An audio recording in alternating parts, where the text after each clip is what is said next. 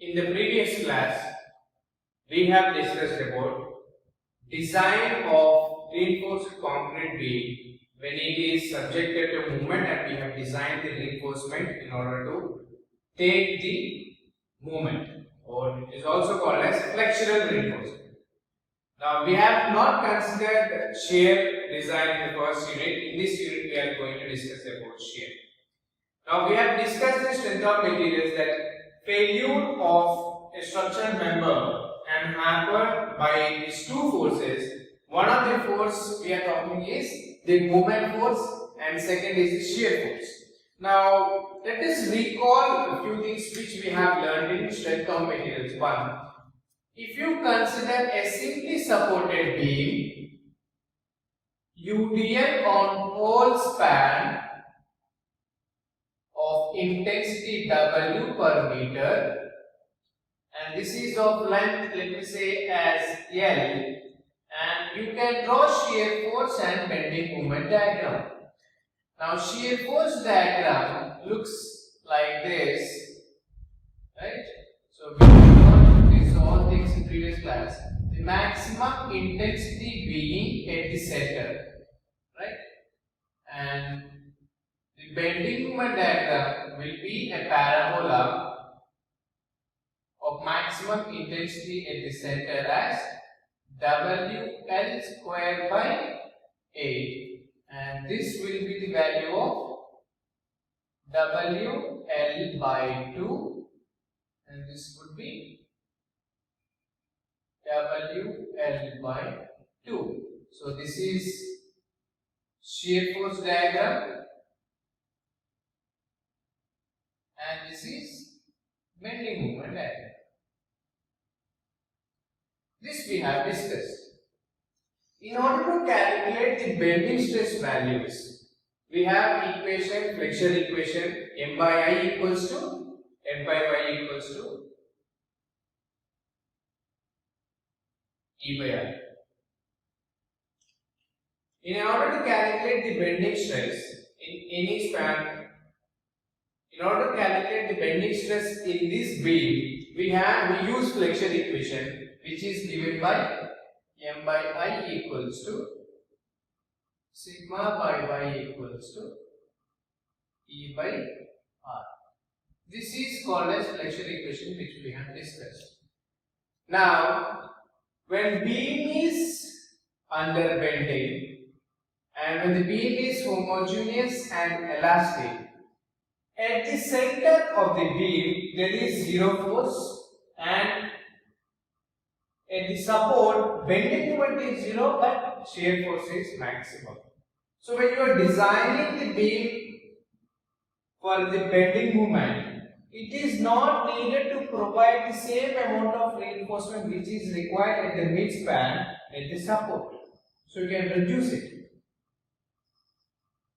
So in order to do this, you exactly need to know how much is the bending moment reduction, so that you can reduce the area of reinforcement near the supports. In contrary to this, the shear force at the support is maximum, and when it is compared to the center of the beam, which is zero. So shear force reinforcement or shear reinforcement is not required at the moment, but it is required at the support.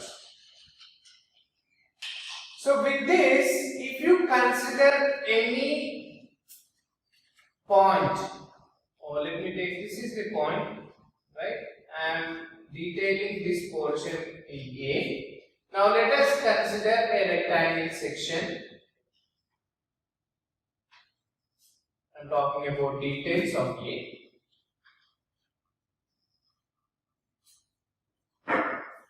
Let me take B as breadth, D as depth. It is not reinforced, I am talking about a plain rectangle section, right? Now for this is the cross section of the beam.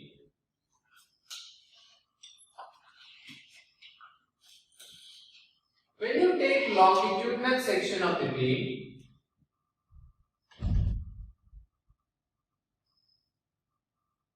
this is the longitudinal section of the beam. Now there exists a neutral axis. Now we are denoting neutral axis with letter XU. XU is the depth of neutral axis as per our limit state design is concerned. Now let us consider a MN fiber along the axis of the beam in the line MM in any section, that in that section, let the movement be acting in the line be capital M. Right? Now let us consider a very finite thickness of dx. Finite thickness of dx. Right? And this could be M1 and M2. This is the layer which I know. Very fine, very small thickness. Now when you have this, the capital M which is acting at MN may not be the same at M1, M2 because you can see that at every section of the beam, bending moment is changing, shear force is also changing. So this could be M plus dou M. M plus dou M, this we have discussed in the strength of materials. And when you plot the stresses for this beam, we have noticed that the top fibers are subjected to compression and the bottom fibers are subjected to tension. This we know. Right? And we have denoted this and we have evaluated the forces of compression and this also. Whereas in the same MN, if I rather substitute M with V represents our shear force now. Right? M bending moment is represented with M and shear force with letter V. If we represent M with V, the same could be this thing, but rather the stress distribution is not quite something like this. The stress distribution, the maximum stress value will be at the center, which is denoted by tau, and it is maximum, and it is decreases as it comes to the extreme fibers of the section. Now for the given rectangle section, the shear stress is maximum at the center and the bending stress is 0 at the center. So we need to understand the basic concepts of this before going to apply this for our composite section, where we are introducing steel reinforcement into our rectangle section. Let us take this as our beam now. We are keeping this as same of breadth D B. Now we have introduced steel to undertake bending moment texture. Now center of reinforcement to the extreme fiber, which we denoted as small d, which we are calling as a effective depth. Now when you apply the same principles here, if the material is homogeneous, then you can take the stress diagrams. Now here the material is not homogeneous, and we also stated that the material which is above neutral axis, all the forces are taken by concrete alone, and the material below the neutral axis, all the material is taken by steel alone. This is the basic assumption which we have done. We'll continue the same thing in limit state of design also. So what I am supposed to say is, no shear force is considered by the steel. All the shear stress is considered, or shear force is considered by concrete alone. And if you imagine that, and if you draw the diagram for our analysis purpose, so what could be the stress diagram? So if this is the concrete, so the concrete has stress strength. So as because I am assuming the half of this, so the same will be half of this. So this could be the maximum stress. So rather the assumption of limit state design is something like this. So here we will not reduce it, rather we will project it to the same, up to the limit, up to the effective depth.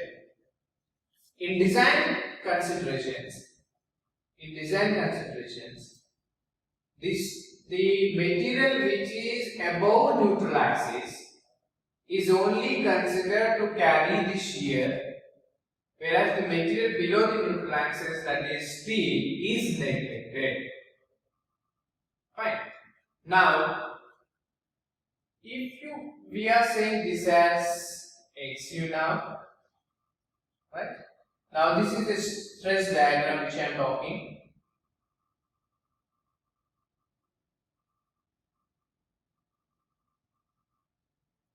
This is the stress diagram. Now, this area is, or this stress diagram is brought from elastic theory. Now we have applied the same thing here, right?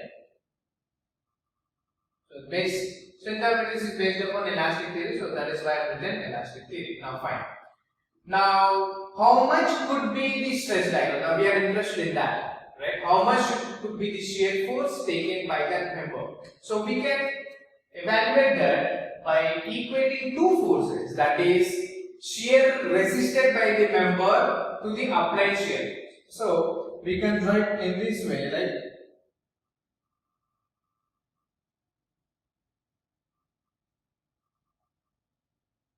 external shear force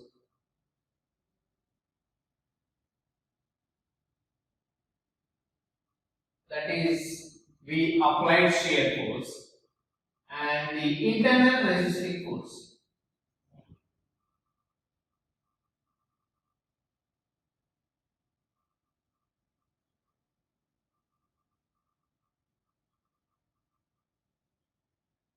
Internal resistance shear force could be the area of this diagram, right?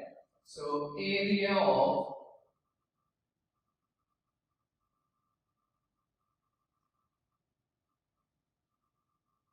shear stress diagram.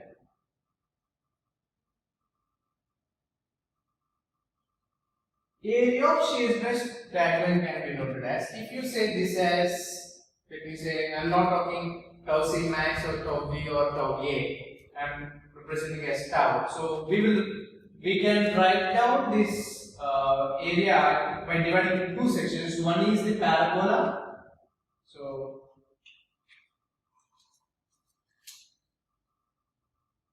this is parabola and this is rectangle.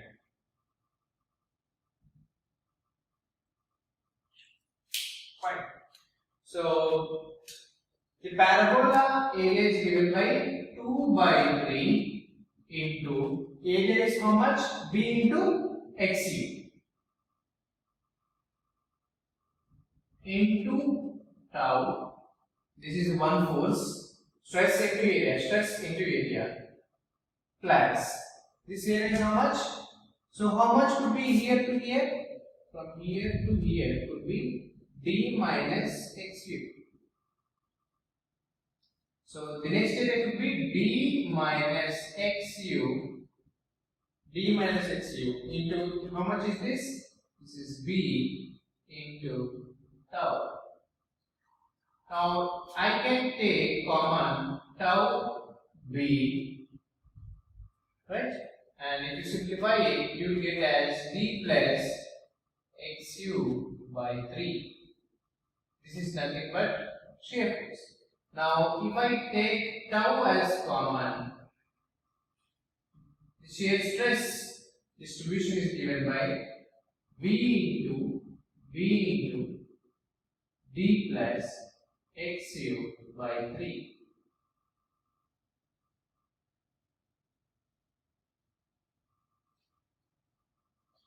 This equation is a generic equation where again the shear stress will depend upon again the neutral axis, you can see here, right? And again shear stress is inversely proportional to it. So as because this value will be, half of it will be parabolic and half of it will be rectangular, so it does not give the realistic approach in the design purposes.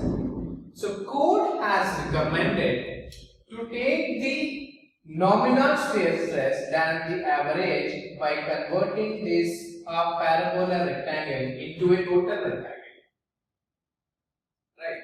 And which the code has stated this shear stress could be called as nominal shear stress. This nominal shear stress is given as tau v equals to force, ultimate force, shear force at that section divided by cross section area. This is the nominal shear stress which is given in code clause number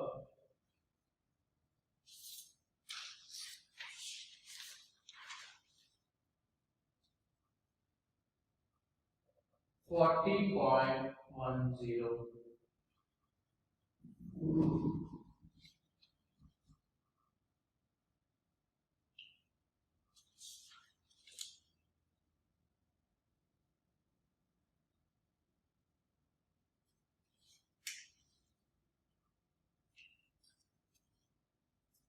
Why the code has said to take the nominal stresses? Because the stress diagram, whatever we have brought, or this equation which is brought using the theory of elasticity, may not give the actual stress distribution of the reinforced concrete beam both for shear and bending moment. This equation can be applicable only for pure shear, but in our case it is not pure shear. Both bending and shear force are applied. So this could not be the best realistic approach. The code has recommended to take a nominal shear stress using this equation. Now, what is the stress equation which is you have calculated from the theory of elasticity? From theory of elasticity, stress equation is given by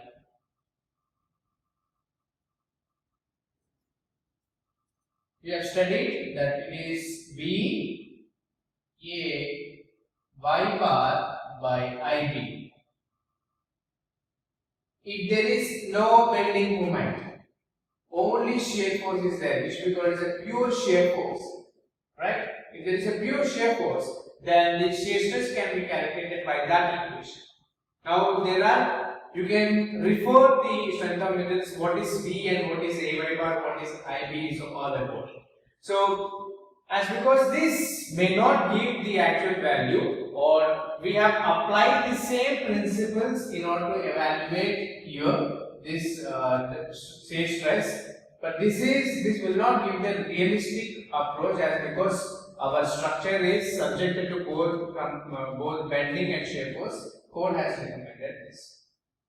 Okay, fine. Now we have got this so-called nominal stresses which is given by the code book, and you are supposed to calculate the nominal stresses. Now, what is the necessity of providing the shear reinforcement? Now, if we not provide the shear reinforcement, does it happen anything to our structure? Or let me take an example of a beam. Yes, it happens. Why? Because take a look of the shear force diagram there. Now, we always consider the dead loads and live loads are uniformly distributed over the surface. So, if I am talking about the dead load is uniformly distributed over the span. And if I talk about the slab, even that area load is also uniformly distributed. So, most often all the structural members in the design considerations, the loads are always uniformly distributed. For any uniformly distributed, then the shear force diagram will normally look something like this. So, shear force diagram always says that shear force is the maximum force at the supports.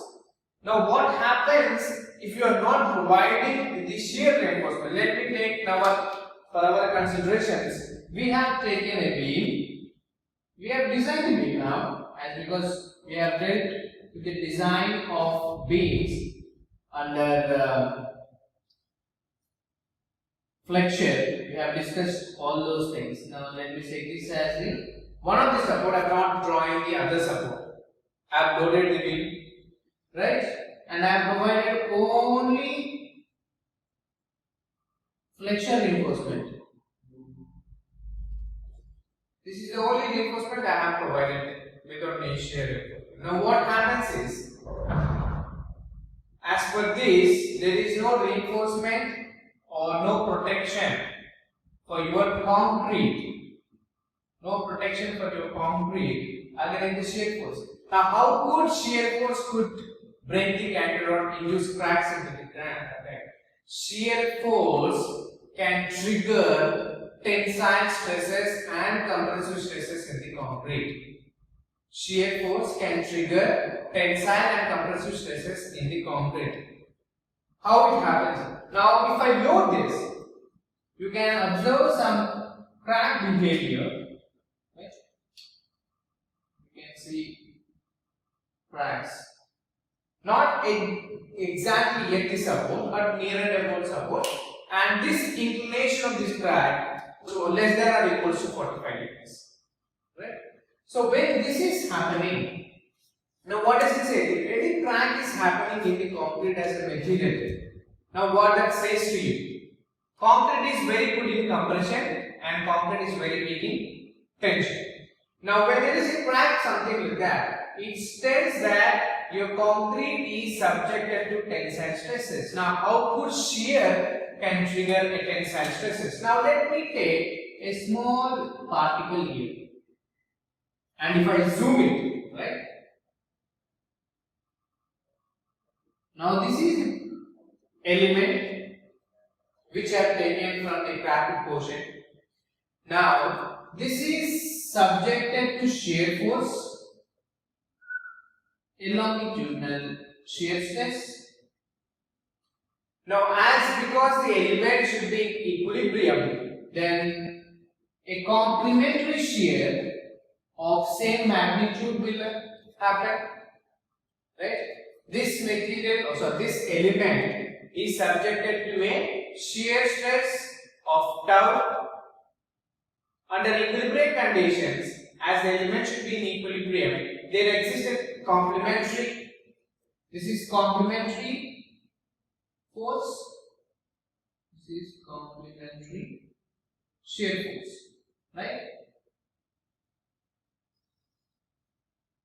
Now when this is happening, now when you are, imagine this element, you are pushing something like this, you are pushing something like this. This element, what happens? If you draw the diagonal lines, now watch carefully, right?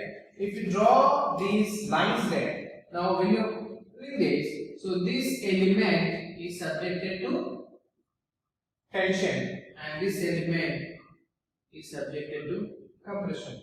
Now what is the material you are using there? What is the material you are using there? We are using there concrete. So when you are using concrete as a material, now when you know that there is a tensile stress, so you can expect a crack. Now that is what you can see here, right? So this shear force, these shear forces, right? You have studied principal planes and principal stresses. It also induces the stresses, the principal stresses also.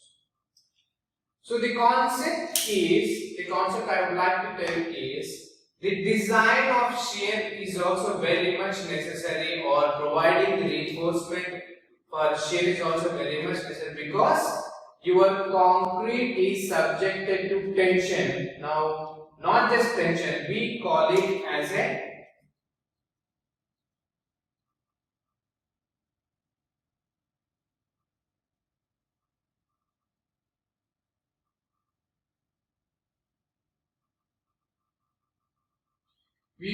tension as a diagonal tension due to shear. Due to diagonal tension in shear, your concrete can fail exactly along 45 degrees as shown in the figure in green color. Hence, reinforcement for shear is also very much necessary. Also, when we are talking about cracks along the beam, shear is not just a force which can trigger cracks. There are three kinds of cracks you can address in a rectangular concrete section. These three types of cracks are discussed in next video. In the previous video, we have discussed that there could be a crack in the beam if the shear reinforcement is not provided near the supports. Why the near end supports the crack is developed? Because shear force is maximum at the and near the supports, whereas flexion is maximum at the center of the support. Now, the question is, there are three types of cracks which we have discussed as per previous video, right? The first type of crack is flexure crack.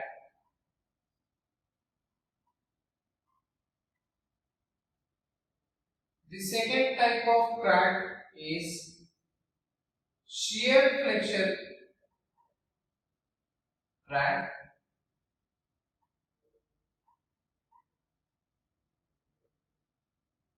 The third type is diagonal tension crack.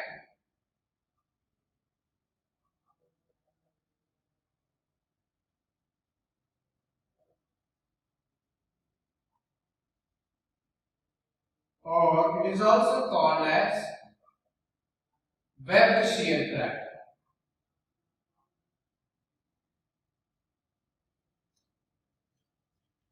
Now, what are these three types? When you consider a beam,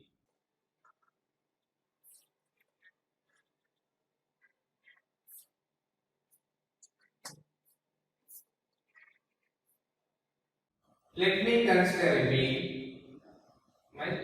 And it is supported at both sides. Let me say this as A and this as B. Now we are discussing about these two cracks, where exactly these cracks can be seen. First we have to divide exactly at the center. This is the center, because as we know that the flexion is maximum at the center, the first crack you can see is the flexure crack. So this could be near and about center portion. I am categorizing this as zone 1 or region 1.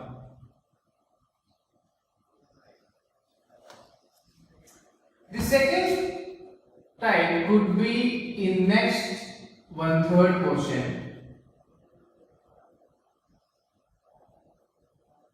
In this 1/3 portion, you can see here the cracks is normally straight.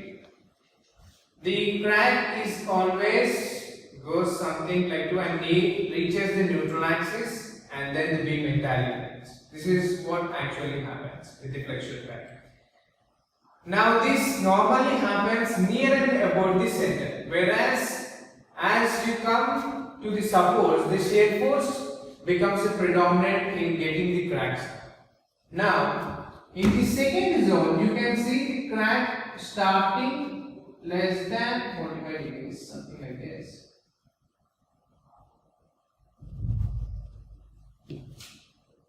This is how the cracks looks like, and the maximum inclination of these cracks would come at approximately to 45 degrees.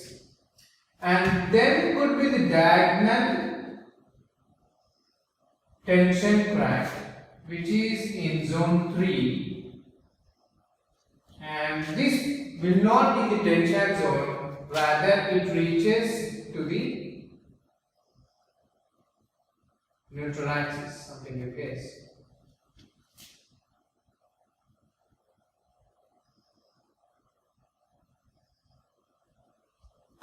These are the cracks which are developed, right? So these are the cracks due to diagonal tension, these are the cracks due to flexure crack, and these are the cracks due to shear, like combined effect of shear and flexure. This is only due to shear, this is only due to flexure. These are the cracks. So for this, in order to stop this, we will provide reinforcement. We always know that wherever the concrete is failing, so as because this material is concrete, now we are expecting cracks because our concrete is very weak in tension. So what do? Normally we provide steel. So honestly speaking, your steel reinforcement is only required in flexure and shear flexure, zone 1 and zone 2 regions, right? Zone 3 region, actually flexure reinforcement is not required at all. Rather, you require steel reinforcement. So that is why in some of the detailing, so this reinforcement is 45 degrees bent and taken to the top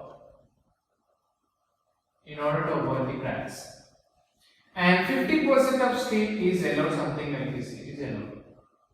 So what does it mean is, if I have 5 bars of, for example, 20 mm dia bar, if I have 5 bar of 20 mm dia bar, so here it will be 2 bars of 20 mm dia and the 3 bars are bent 45 degrees.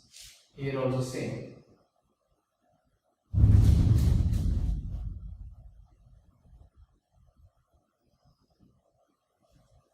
Right? And the angle will be 45 degrees. We will discuss if the shear force is applied to our beam.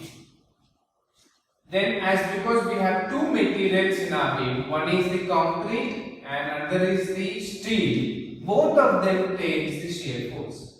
It is not just that, no, and the design considerations. So it is not just only entire shear force is taken by concrete alone. It's not true. It's some part of taken by steel alone.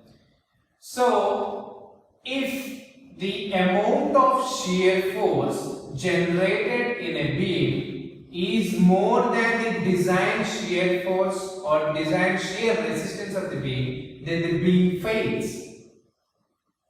Now, what is the resistance from the beam? If 100% is the total shear force which is coming, then which force is taken care? If 100% is the total shear force acting on the beam, then what kind of internal resistance forces which are responsible in order to avoid failure? Now, if you consider a beam,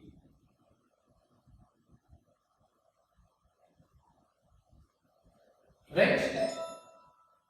I have reinforced it with steel.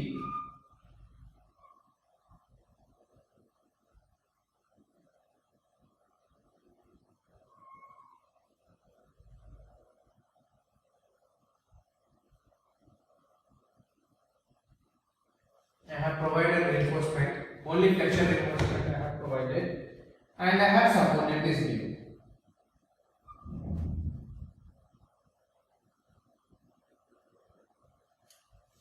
Now when this is supported, now it is under bending and it is under intention. Now if you observe a cracked beam, something like this, so this is the crack which is developed.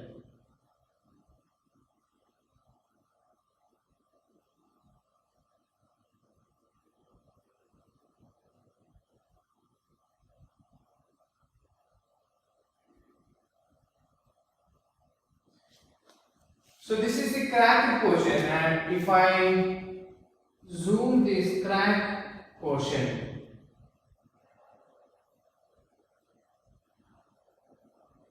have made in detail A. Now this is the beam and this is the cracked portion. Okay, let me tell this as now details of A.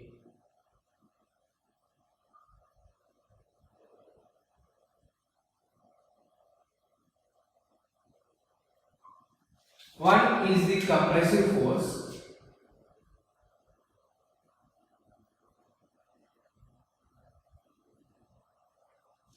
This is the compressive force which is acting, and as because we have provided steel here,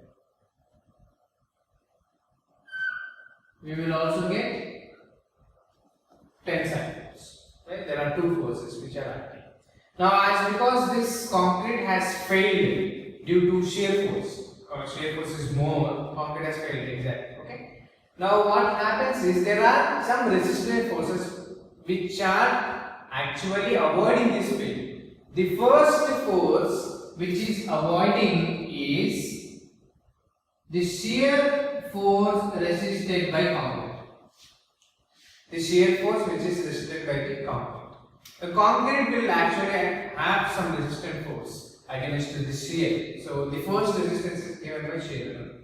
Now, even that cracks develops.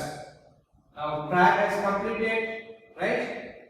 Crack has begun now, it is now ondulating. Now you cannot break the concrete into two pieces. Why? Because there is inter-aggregate connection due to cementitious materials.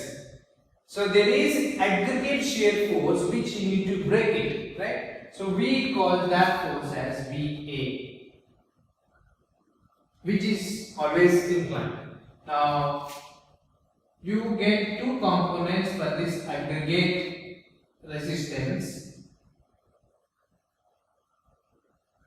VA by X and VA by A. VA is shear force resistance due to aggregate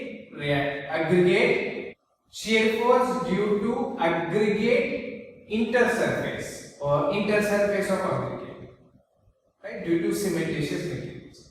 Then after that the concrete just falls off. No, it does not fall off. You have another force resisting, that is force which is given by your concrete. When you put your steel reinforcement in the concrete, your concrete will not fall off. Why? Because your steel is also giving some kind of shear force resistance to it. That force we will call it as double shear force or double resistance. So when a beam is subjected to shear, when you happen to consider a cracked beam, when you analyze the cracked beam and the forces which are resisting this cracked beam, then the cracked beam will be in equilibrium when total applied shear force will equals to the crack resistance which is developed from the concrete VCZ, then the Y component of aggregate interface, then the double shear force. So these are the three forces which are resistant forces which avoid the concrete against shear force. Now you can ask me, sir, what is the contribution of each one of them? Yes, we have. Now if you talk about in approximate percentiles, then the concrete alone contributes 20 to 40% of entire shear resistance. The concrete alone, how much? 20 to 40% of shear resistance is given from the concrete as a material. Now concrete has aggregates to it and aggregates are cemented together. This aggregates interface is the maximum out of these three, which is 30 to 50%. So aggregate interconnectivity is very important. If you have good interconnectivity of aggregates, then your shear stress or shear resistance of the beam will increase. Now double resistance is commonly ranges between 15 to 25.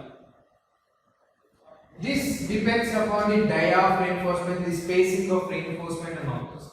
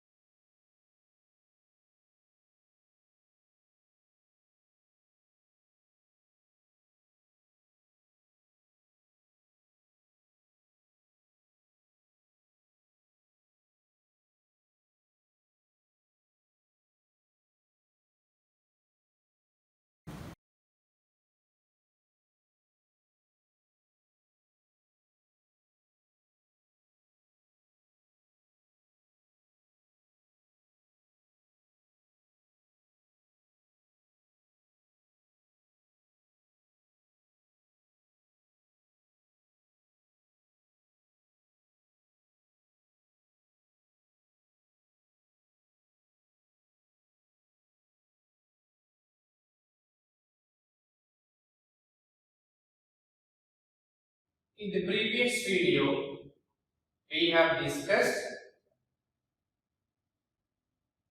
when a beam is subjected to a combined shear force and bending moment, there are three types of cracks. One is flexure crack, second is shear flexure crack or flexure shear crack, third one is diagonal tension crack. Diagonal tension crack is a sudden failure, whereas flexure crack and everything, it takes some time for the beam to collapse. Whereas diagonal tension crack is a crack when you see there is not much time for the collapse of the structure. So it is very important to understand when it will happen and where it will happen. Now this depends upon the shear force value and a location in the section of the beam. We need to find out the maximum shear force in the section of the beam combined with the flexion. Whereas in the previous cases or in the strength of materials, under pure shear force we should be able to calculate where exactly the maximum shear force. It is near about the support. As because our beam is subjected to both flexure and shear, we need to calculate or evaluate the location of the point where the maximum shear force will happen. Let us consider a rectangular beam which is subjected to two concentric loads equidistant apart from the midspan. Now you will get a shear force of maximum or ultimate shear force of Vu. Let me take a point which is at a distance of AB. Now basic principles of the theory of elasticity is your stress is dependent on m by Bd square. It is linearly proportional to m by Bd square. Whereas your shear force is linearly proportional to V by Bd. And if you happen to calculate the ratio of the flexural stress to the shear stress, we will get the ratio of m by Vd. M by V, we now call it as a AB, which we again termed as a shear span. What it says to you? Now, M by V, the ratio of movement by shear force, is denoted with a distance AB. The ratio of the movement and the shear force is denoted with a distance AB. Now, what is it says is where exactly the shear force is maximum, you can calculate. Where exactly the moment is maximum, you can calculate. So it exactly divides the moment and shear which we actually needed. Why? Because the concrete under diagonal tension is very crucial, because the collapse is not evaluated, because it happens very quickly. It does not give any prehistoric review. So in order to analyze it, we need to calculate this AB distance, which we call it as a shear span. Shear span by definition means the distance at which the maximum shear force can be expressed in terms of ratio M by B. The distance at which the maximum shear force can be expected or expressed in the ratio of M by B.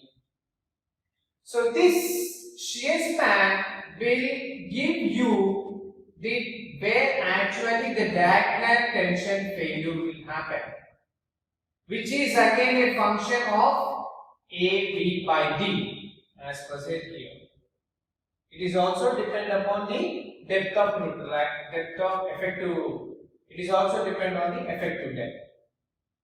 If there is a more TB, if there is a DB, then AB is less.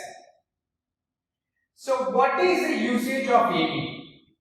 The shear span. Shear span can predict the mode of failure. We have discussed there are three types of failures: flexure failure, flexure shear failure, and diagonal tension failure. These failures are directly dependent upon the value of shear span. And if you happen to consider this in a laboratory, take a beam and apply two equidistant loads,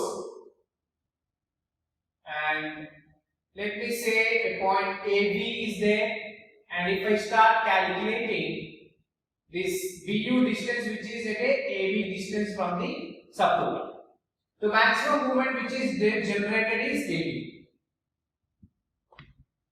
The VU is the maximum moment generated. So if I denote this failure moment in the y-axis and in the x-axis, I can denote, if I denote it AB by D. What is AB by D? AB is the distance from here and D is the depth.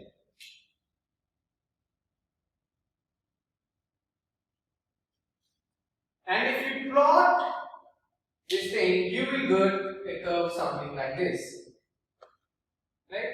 There are two curves here. One is the curve which is falling like this. Another is curve B, something like this. First curve is flexural movement capacity curve. Second is only shear capacity curve. First curve, that is B curve, is flexure capacity curve. Second is the shear capacity curve. You can observe that when AB by D is more or less in less than 3, you got more shear force. Exactly. We know that the shear distribution for this beam is how much? How will it look? It will look something like this. And the bending moment is something like this. This is shear force diagram. This is bending moment diagram. It is quite important, and you can directly say that when AB by D, that is when force is nearer, then you will get more failure moment, because it is coming nearer to the support, you have more movement generating. Due to shear again, the shear moment is more, but flexion moment is very less. Flexion moment is very less. But when you move the load to the center, AB is increasing. AB is increasing. So load multiplied by distance is also increasing. So the movement will also start to increase, and this is the flexure movement capacity. These both converge at a certain point, which researchers have found that it is nearer about 3, that is 2.8.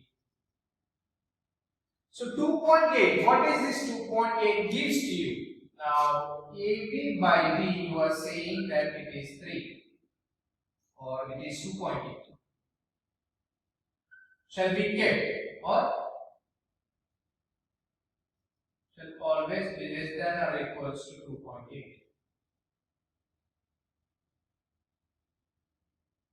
AB by D is having a direct relationship with 2.8 value because this value will predict the mode of failure in the beam, right?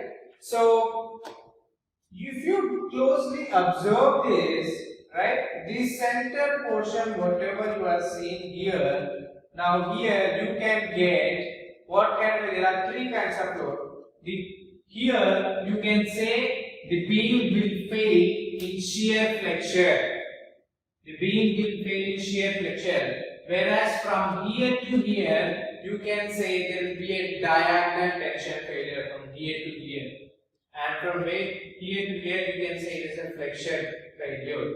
So you should always remember, in order to avoid diagonal tension failure, your AB by D should not remain in this. Your AB by D should remain in this.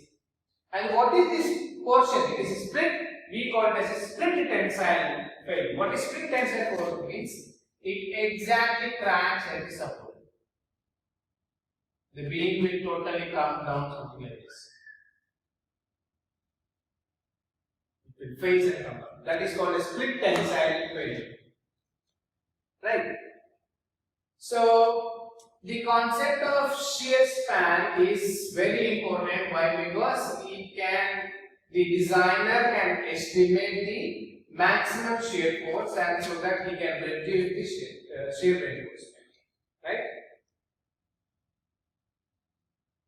In the next video, we will discuss about types of shear reinforcement for welding.